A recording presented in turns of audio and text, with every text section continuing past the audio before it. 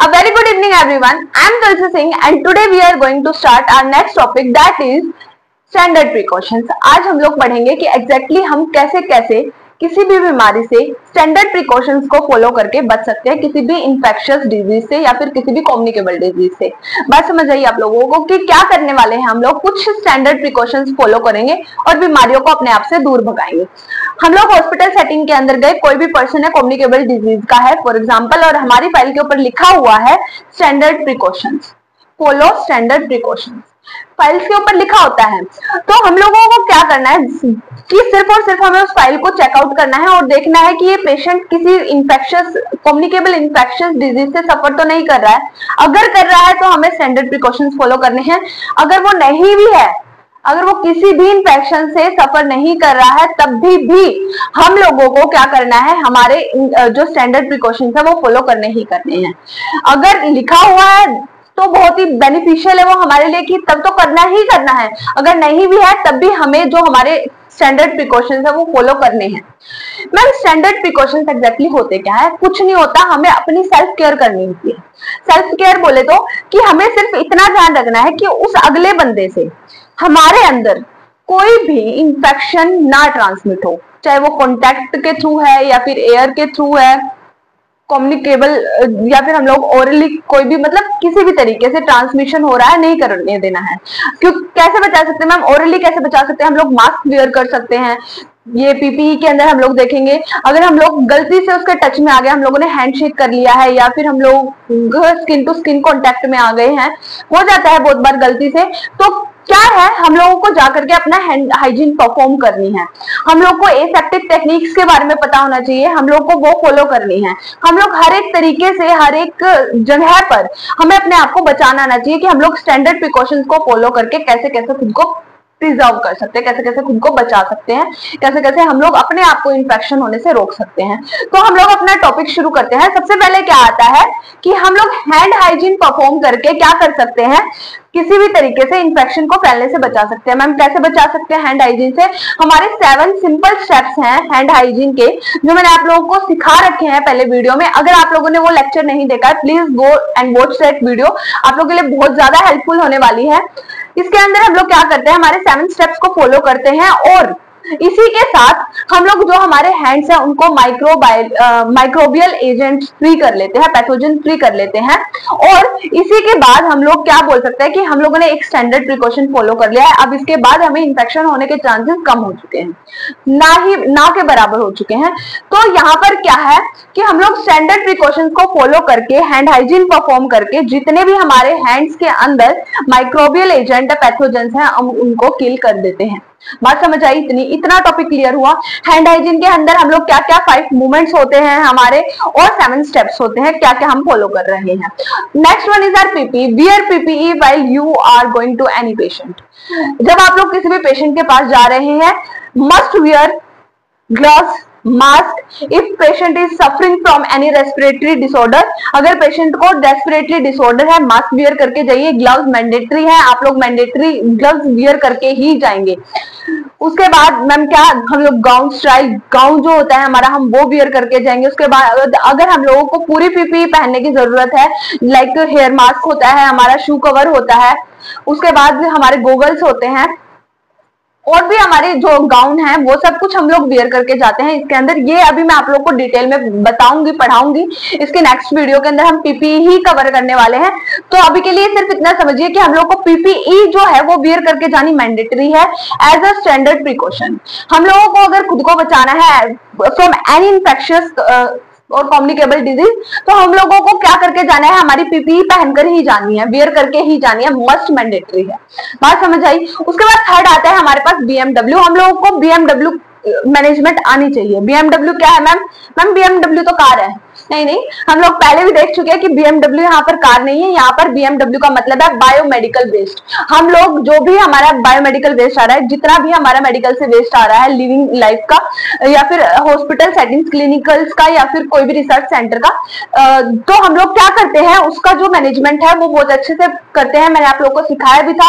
किसके लिए शायद ट्रेनिंग की जरूरत होती है, मैंने आप लोग को बताई थी ये बात, किसके लिए ट्रेनिंग ट्रेनिंग अवेयरनेस बहुत ज्यादा जरूरी होती है जब हम लोग इसको हैंडल कर रहे होते हैं। तो हमें बायोमेडिकल वेस्ट मैनेजमेंट आना ही चाहिए है।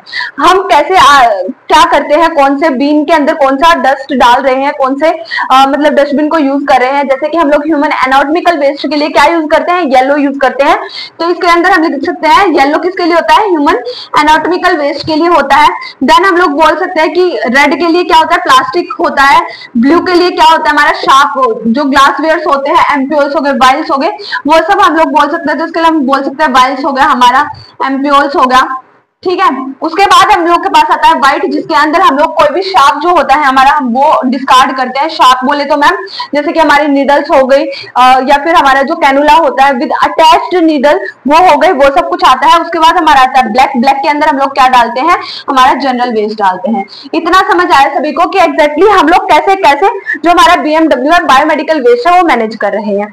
आफ्टर दैट आता है surface and equipment cleaning. Surface and equipment cleaning के अंदर क्या आता है हमारे पास यहाँ पे कि हम कैसे कैसे सरफेस को भी और इक्विपमेंट्स को भी क्लीन करके रखते हैं। जैसे कि हम लोग इक्विपमेंट्स का तो क्या करते हैं, अगर रीयूजेबल है तो स्टरलाइज करेंगे with the help of different methods. हमारे स्टरलाइजेशन के मेथड्स होते हैं फिजिकल और केमिकल। केमिकल के अंदर हम लोग केमिकल्स का यूज करते हैं, फिजिकल के अंदर हम लोग जैसे सनलाइट हो गई, हीट हो गई और ऑटोक्लेविंग हो गई, ये सब कुछ यूज करके हम लोग क्या करते हैं, हमारा जितना भी इक्विपमेंट्स है उनको स्टरलाइज करते हैं। वैसे ही सरफेस का होता है, सरफेस भी हम लोग डिसइंफेक्टेंट करते हैं, माइक्रोबियल एजेंट फ्री करते हैं। कैसे करते हैं, इसके भी स्टेप्स हैं जो कि हम लोग स्टरलाइजेशन एंड डिसइंफेक्शन के अंदर पढ़ेंगे, ठीक है। तो बेसिकली हमें क्या करना है, यहाँ पर हमारा जो सरफेस है, हमारे इक्विपमेंट्स है, उनको क्लीन करके रखना है। क्यों करना है, क्योंकि हम लोग किसी भी इंफेक्शियस पर्सन, फॉर एग्जाम्पल हम लोगों ने किसी भी पेशेंट का कोई भी प्रोसीजर परफॉर्म किया है और हम लोगों ने उसको अच्छे से स्टरलाइज नहीं किया उन इक्विपमेंट्स को, और वही जो इक्विपमेंट्स थे वो हमने दूसरे पर्सन के ऊपर यूज कर लिए हैं।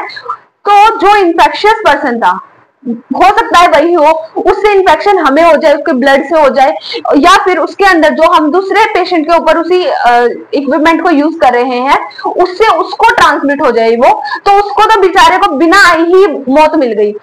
क्योंकि क्या पता कौन सी बीमारी है, कौन सा इंफेक्शन है, कौन सा बैक्टीरिया, कौन सा माइक्रोबियल एजेंट है। बेसिकली बात यहाँ पर ये है जो उसको इन्फेक्शन कर रहा है, तो उसके लिए हम लोग बोल सकते हैं कि हम लोगों को जो हमारे इक्विपमेंट्स है, हमारा सरफेस है, वो क्लीन करके रखना होता है। सरफेस के अंदर यहाँ पे हम लोग बोल सकते हैं जो हमारी बेड शीट्स हो गई हैं, हमारा बेड हो गया है, हमारा लिनन हो गया है, मैकिंटोश हो गया, वो सब कुछ हमें क्लीन करके रखना है। बात समझ आई। उसके बाद आता है डिसइंफेक्शन ऑफ रीयूजेबल इक्विपमेंट्स। हम लोगों को जितने भी हमारे रीयूजेबल इक्विपमेंट्स होते हैं उनको अच्छे से स्टरलाइज करना है, अच्छे से डिसइंफेक्टेंट करना है। क्यों, क्योंकि हमें नहीं पता कि कौन से पर्सन को कौन सा इन्फेक्शन है, जैसे मैंने अभी आप लोगों को बताया। तो इसीलिए हमें क्या करना है, प्रॉपर डिसइंफेक्शन करना है हमें किसी भी इक्विपमेंट का। बात समझ आई, क्लियर हुआ इतना पॉइंट। आफ्टर दैट आता है हमारा एसेप्टिक टेक्निक्स। जितनी भी हमारी एसेप्टिक टेक्निक्स हैं कि हम लोगों को स्टेरिलाइजेशन का ध्यान रखना है, हम लोग को हैंड हाइजीन परफॉर्म करनी है, हम लोगों को प्रॉपर गैप मेंटेन करके रखना है पेशेंट और अपने बीच में, ताकि हम लोग भी उनके कॉन्टेक्ट में इतना ज्यादा ना आए। पीपीई वियर करके रखनी है, ग्लव्स जो है हमने प्रॉपर वे में वियर करने हैं, हमारी टेक्निक्स होती हैं ग्लव्स वियर करने की भी। तो हमें सब कुछ जो है हमें फॉलो करके रखना है, एसेप्टिक टेक्निक्स के अंदर वो आता है। उसके बाद आता है शार्प हैंडलिंग। अब इसके बाद क्या होता है, हमें शार्प हैंडलिंग आनी चाहिए है। हैंडलिंग मैम बोले तो कैसे, मतलब समझ नहीं आ रहा। शार्प हैंडलिंग का मतलब क्या होता है कि आप लोग, ये नहीं है कि आप लोगों ने किसी भी पेशेंट को नीडल लगाई है, कोई भी इंजेक्शन लगाया है और जाके आप लोगों ने वो इंजेक्शन जो निकाला और रिकैप किया और उठा के डाल दिया है हमारा रेड वाले में या फिर व्हाइट वाले में या फिर ब्लू वाले में। नहीं, हम लोग को प्रॉपर दोनों को सेपरेट करना है, सिरिंज को भी और नीडल को भी। जो हमारा क्या है सिरिंज है उसको प्रॉपरली हम लोग को किस में करना है, रेड के अंदर करना है, क्योंकि इसके अंदर हमारा सारा प्लास्टिक आता है। और जो हमारा सारा का सारा नीडल्स है वो हमें कहाँ पे, पंचर प्रूफ कंटेनर व्हाइट के अंदर डिस्कार्ड करना है। बात समझ आई। तो हमें शार्प हैंडलिंग आनी चाहिए है। उसके बाद आता है cough etiquettes and respiratory hygiene. हमारे पास कफ एटिकेट्स होने चाहिए। कफ एटिकेट्स क्या होता है कि आपको स्नीजिंग आ रही है, आपको कफिंग हो रही है, तो प्रॉपरली आप लोग क्या करेंगे, अपने हैंड्स का यूज करेंगे या फिर आप अपने एल्बो का यूज करेंगे। एल्बो की हेड से आप लोग को अगर खांसी आ रही है तो आप लोग कवर करके, या फिर आप टिश्यूज का यूज करेंगे। और आफ्टर यूजिंग टिश्यू और हैंड्स आप लोग जाकर के हैंड हाइजीन परफॉर्म करेंगे और टिश्यू को आप लोग प्रॉपरली डस्टबिन के अंदर डिस्कार्ड करेंगे, उसका प्रॉपर डिस्पोजल करेंगे। ये नहीं है कि कहीं पर भी रख दिया है, नहीं, हम लोग उसका भी प्रॉपर डिस्कार्ड डिस्पोजल करते हैं। उसके बाद आता है रेस्पिरेटरी हाइजीन। आप लोगों को जो अपनी रेस्पिरेटरी हाइजीन है वो प्रॉपरली परफॉर्म करके रखनी है। मैम रेस्पिरेटरी हाइजीन बोले तो अपना mouth and nose always clean रखना है और अपनी जितनी भी रेस्पिरेटरी आप लोगों की हाइजीन होती है वो आप लोगों को परफॉर्म करके रखनी है हमेशा। अगर आप लोगों को कोई भी रेस्पिरेटरी डिसऑर्डर है, वियर मास्क। आप लोग कहीं बाहर जा रहे हैं, अपना मास्क लगा करके जाइए ताकि आपकी वजह से किसी और को जो है कोई भी इंफेक्शन ना फैल जाए। बात समझ आई? ये था हम लोग का स्टैंडर्ड प्रिकॉशंस। हम लोग को क्या क्या करना पड़ता है, हम लोग को हैंड हाइजीन परफॉर्म करनी पड़ती है, उसके बाद हम लोग को पीपीई वेयर करनी पड़ती है, बायोमेडिकल वेस्ट मैनेजमेंट हमें आनी चाहिए, सरफेस एंड इक्विपमेंट क्लीनिंग हम लोग करनी ही करनी है, disinfection of reusable equipments, disinfect कीजिए आप लोग जो रीयूजेबल है, एसेप्टिक टेक्निक्स का फॉलो करना है, शार्प्स क्या हैंडलिंग आप लोग को आनी चाहिए। उसके बाद आता है cough etiquettes and respiratory hygiene जो आप लोग को फॉलो करनी ही करनी है। बात समझ आई? जी मैम, इतना क्लियर हुआ? ये था आप लोगों का स्टैंडर्ड प्रिकॉशंस टॉपिक। बहुत ही छोटा टॉपिक है बट बहुत ज्यादा इंपॉर्टेंट है।